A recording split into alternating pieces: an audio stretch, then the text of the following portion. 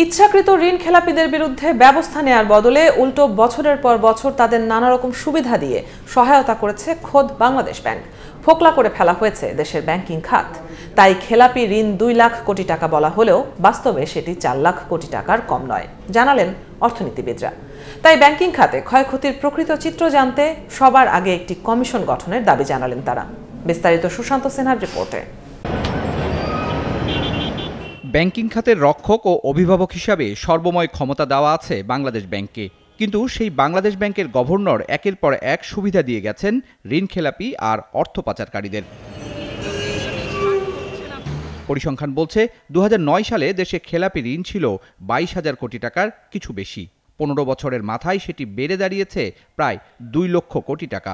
অর্থনীতিবিদরা বলছেন খেলাপি ঋণের পরিমাণটা আসলে বাংলাদেশ ব্যাংকের দেওয়া এই অঙ্কের দ্বিগুণ, অর্থাৎ প্রায় 4 লাখ কোটি টাকা।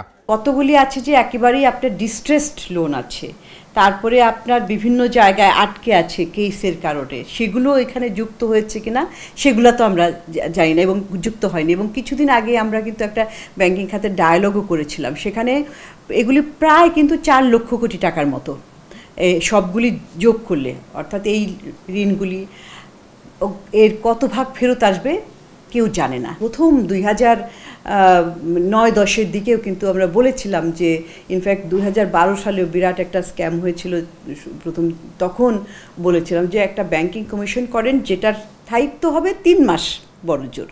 এটা কিন্তু অনেকেই ভুল বুঝে যে এটা আরেকটা কমিশন করলো, অফিসিয়াল সেট আপ হবে, কর্মকর্তা, না, ওটা না। আমাদের আগেই কিন্তু বাংলাদেশে আগেও ব্যাংকিং খাত নিয়ে কমিশন হয়েছে।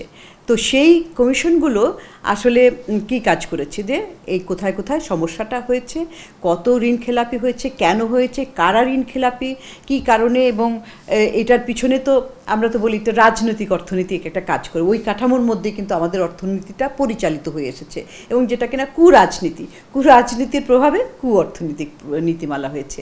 ব্যাংক খাতে সুশাসন প্রতিষ্ঠার বদলে ইচ্ছাকৃত খেলাপিদের একের পর এক ছাড় দিয়েছে বাংলাদেশ ব্যাংক। এক পরিবারের হাতে 6-7টি ব্যাংকের মালিকানা তুলে দিতে বাড়ানো হয় পরিবারের পরিচালক সংখ্যা। ব্যাংকিং খাত তো একেবারে যেটাকে বলা হয় যে ফোকলা করে দেওয়া, ফোকরা একেবারে ক্ষত বিক্ষত করে দেওয়া, সে জায়গাটা করে গেছে। এবং এতে ঘটনাটা কি হয়েছে, এই যে বিশাল একটা খেলাফি ঋণের পরিমাণ বেড়েছে, এবং খেলাফি ঋণের অনেকে যারা বড় বড় খেলাফি ঋণের যারা হোতা, যারা নানাভাবে প্রভাব বিস্তার করে রিশিডিউল করেছে, তারাই দেখা গেছে একেবারে ক্ষমতার কেন্দ্রবিন্দুর কাছাকাছি। তারাই ঠিক করেছে ব্যাংকিং খাত কীভাবে চলবে, ব্যাংকিং খাতের নীতিগুলো কীভাবে চলবে, কারা ঋণ পাবে। তাতে যে সবচেয়ে বড় ঘটনা যেটা হয়েছে যে জেনুইন ইনভেস্টর যারা, তারা কিন্তু বিনিয়োগে নিরুৎসাহিত হয়েছে, তারা বিনিয়োগ করতে পারেনি, তারা ব্যাংক থেকে ঋণ পায়নি। আপনার মনে আছে যে আমরা বিভিন্ন সময় আলোচনা করেছি যে আমাদের ব্যক্তি খাতের বিনিয়োগ কীভাবে স্থবির হয়ে আছে গত 1 দশক ধরে।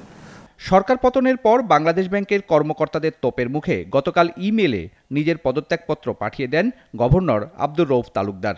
4 ডেপুটি গভর্নর সহ শীর্ষ আরও 6 কর্মকর্তার পদত্যাগের দাবি জানিয়ে আসছেন কেন্দ্রীয় ব্যাংকের কর্মকর্তারা। সুশান্ত সিনহা, 71, ঢাকা।